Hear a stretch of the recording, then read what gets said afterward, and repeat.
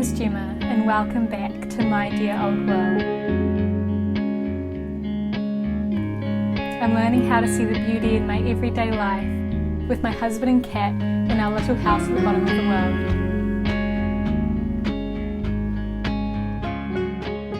world. Since the pandemic, there has been a huge resurgence in the number of people interested in homemaking. So I'm making this video for those that may be new to homemaking, but also those of us that may have been homemakers for a number of years but want to delve deeper into homemaking through the lens of Christian living.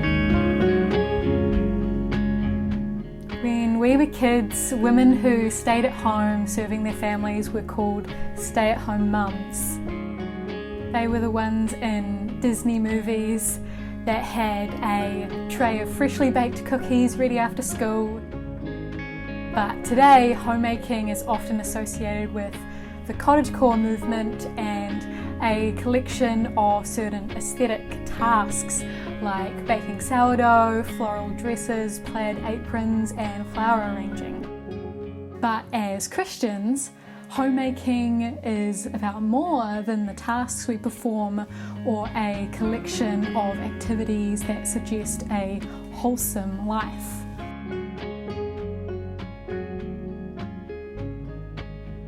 It's also about more than a stance that rejects the rat race or becoming a career woman. As individuals in this world, regardless of placement or vocation, we are all called to the same fundamental purpose, and that is to love the Lord with all of our heart, soul and mind, and to love our neighbour as ourself, Matthew 22:37-40. At the Last Supper, Jesus says to his disciples, "A new command I give to you, love one another. As I have loved you, so you must love one another. By this love, everyone will know that you are my disciples, if you love one another." As homemakers humbly loving our families, we make known that we are ambassadors of the mighty King. A mighty King who instructs us to love as he loved. A love that is great and a love that is sacrificial. Homemaking as Christians is about showing our love for those in our homes by taking care of them and the home that they live in.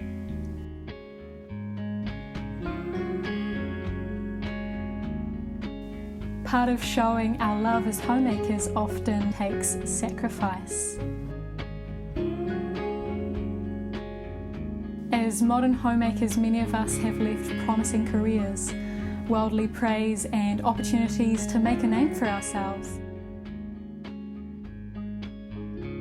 But I believe that that sacrifice shouldn't stop after we become homemakers.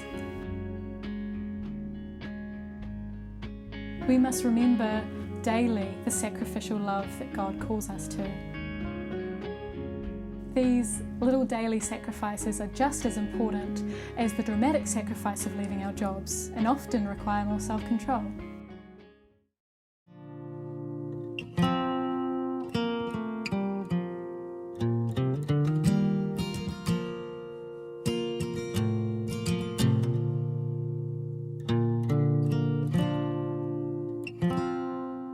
As we've discussed, the purpose of Christians, and therefore Christian homemakers, is to love God and others so that he may be glorified. But what does that look like practically? What does being a good homemaker look like? This isn't all inclusive, but I've come up with 3 aspects of good homemaking. 1, necessary homemaking tasks. 2, tasks that boost our personal enjoyment. And 3, tasks that boost our family's enjoyment. When these 3 areas are balanced and performed in submission to God's will, our homes reflect his character and glorify his name.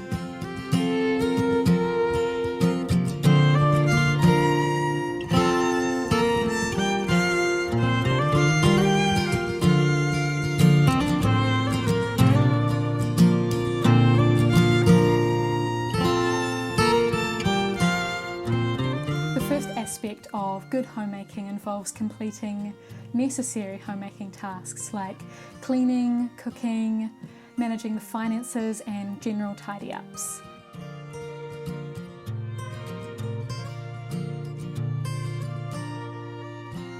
When we steward our homes well in this way, a smoothly functioning household results.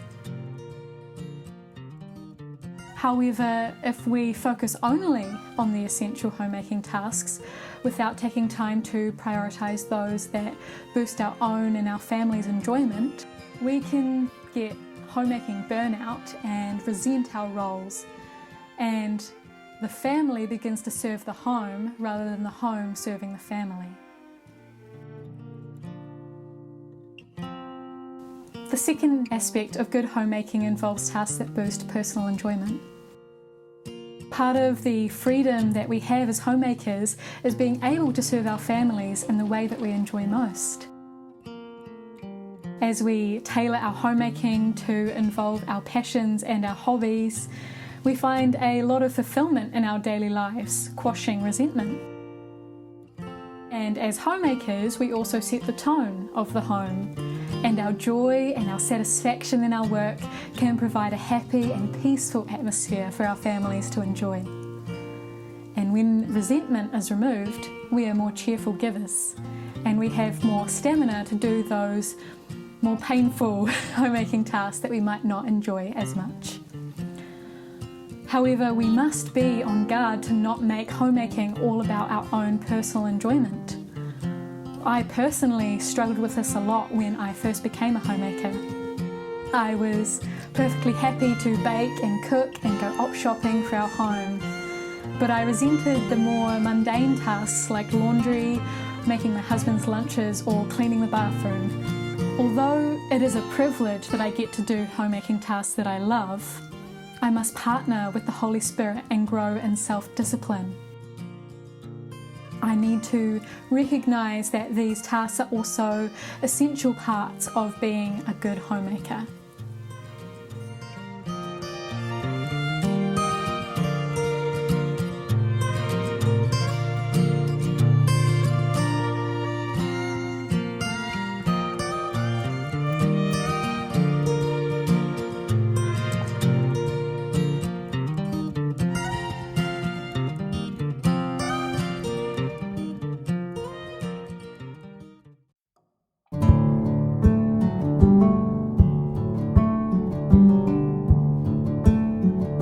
This relates back to the point about homemaking being a way to show sacrificial love to others. Doing fun homemaking tasks and indulging in aesthetics are great ways to break up the repetitive nature of what we do and exercise some healthy creativity. I love sourdough, antique pictures, fresh flowers and pretty dresses as much as any other homemaker. But when we mistakenly prioritise these aesthetic tasks above the mundane ones that serve our family, we deceive ourselves. Instead of serving our families, we instead serve our flesh.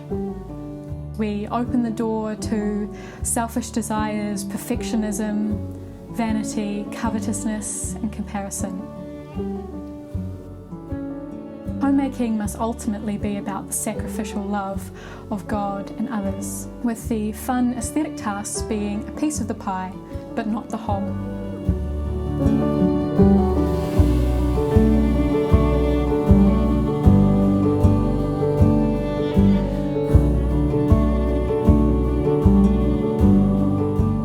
The third and final aspect of being a good homemaker involves tasks that boost the family's enjoyment.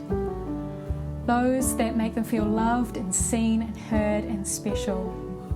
These tasks also boost family unity and shared love for one another. Celebrating each other's successes and putting more effort in for tasks that we know will bless others in our home. As we cultivate this love for one another, the little frictions that arise when occupying the same space can be more easily forgiven. For love covers a multitude of sins.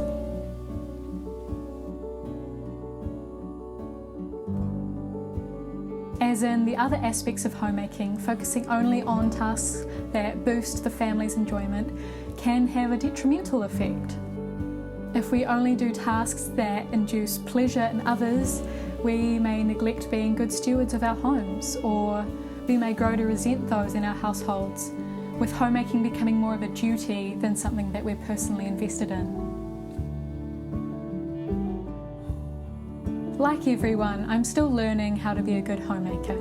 I'm not perfect and I make mistakes all the time, but I want to encourage you and myself that we don't have to solely rely on us to achieve this. We have been given the Holy Spirit to be our guide and provide us with insight and wisdom, and He allows us to produce fruit in our lives. As we walk with Him, we are more transformed into the image of Jesus.